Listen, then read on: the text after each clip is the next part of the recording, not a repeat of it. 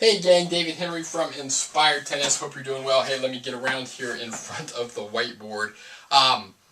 Want to do a quick video tonight to talk about a situation or two situations, we're getting string through either one, blocked holes, or two, through shared holes, okay? And so what I mean by blocked holes are where a string is going, like on a main skip, for example, on the outside of the frame, a string is going over a hole. So it came out of one grommet and skipped one and is going to the next. And so then it's going over that blocked hole. So it's blocking a hole.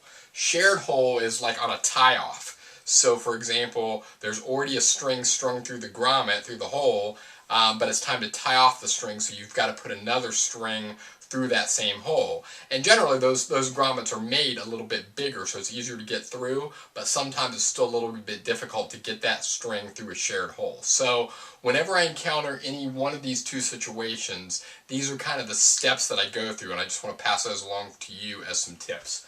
First, number one is I try to push the string through as is, okay? I just try, because sometimes I'm going to get the string through on my first try. Sometimes it's not that difficult of a block or a tight fit on a shared hole. So if I can push the string through just on my own, I try that first, and a lot of times that works. Especially if it's a stiffer co-poly type of string, sometimes you have a lot of luck just pushing it through without having to do anything else. But sometimes it's tougher. It's a tighter situation, or maybe it's a softer string like natural gut or multi-filament that you're trying to push through, and it's a little bit tougher, okay? So if I can't get it through as is, I go to number two, the next step, which is examine the hole, okay? So a lot of times on a blocked hole, when that string is going over on the outside of the frame, it's blocking going over a hole.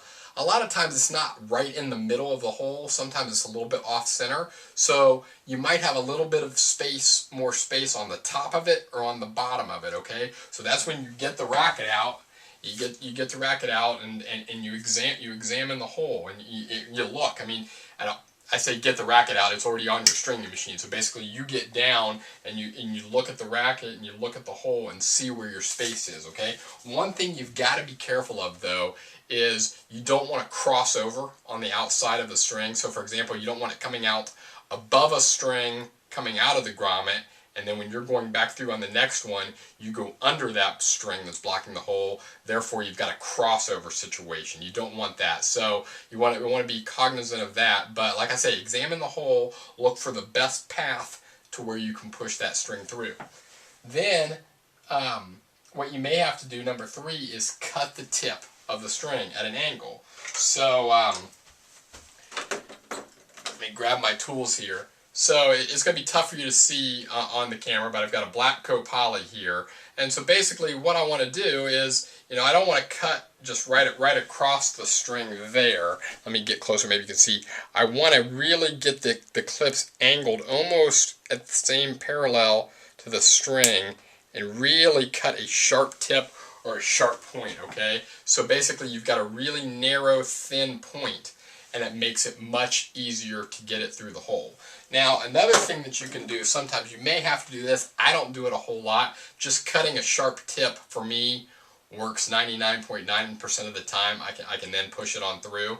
But sometimes what you may have to do on a blocked hole, for example, if there's just not a whole lot of space, in addition to cutting at an angle, you may have to flatten it. So I take on these pliers here, there's a flat portion here. I'll put the string down toward the bottom of that, and I'll really flatten it out first of all. Then, once I get it flat, then I will cut it at an angle. So not only do you have a sharp point and a sharp angle on the tip, but it's also a little bit flatter, and you can get it through a tight spot a little bit easier, okay? Then, and then I just push it through normally. If that doesn't work, and then I kind of have to go to the next step, is I have to push in small increments with the pliers. So imagine that I have this string up against the outside of the frame, so I'll take my pliers and I will hold my hand on the back part of the string, so I'm putting pressure with my hand on the back of the string, and then I'm taking these pliers and just pushing real small increments, just really nudging in there real small. And you want to make sure that there's very little string between your pliers and the frame, because if you have too much string and you're trying to push, it's just going to buckle. So you want just a little bit of string, and you just push in small increments, and just taking your time and nudging it through in these small increments works like a charm, okay? And you'll be able to get that string through if you've been having trouble.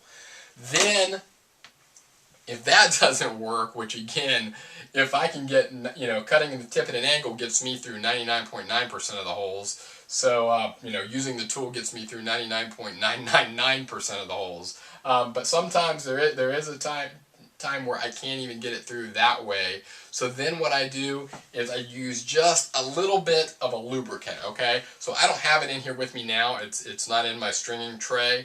It must be misplaced. But I have just a little tub, a little jar of Vaseline. And so I'll just take the string, the tip, and I'll just quickly dip it down into the Vaseline and get a little bit of Vaseline on it. And then it kind of slides right through either the shared hole or the block hole. I still may have to do these other things. I still have to cut the tip at an angle. I still may have to use my tool, my pliers, to nudge it along in small increments. And then, the Vaseline just kind of lubricates it and lets it slip through pretty easily. So, those are my little tips, my little tricks that I use to get strings through blocked holes or shared holes. Hope this helps. If you have any questions, send me a comment or an email and let me know. And that is all I have for tonight, gang. Thanks for checking in.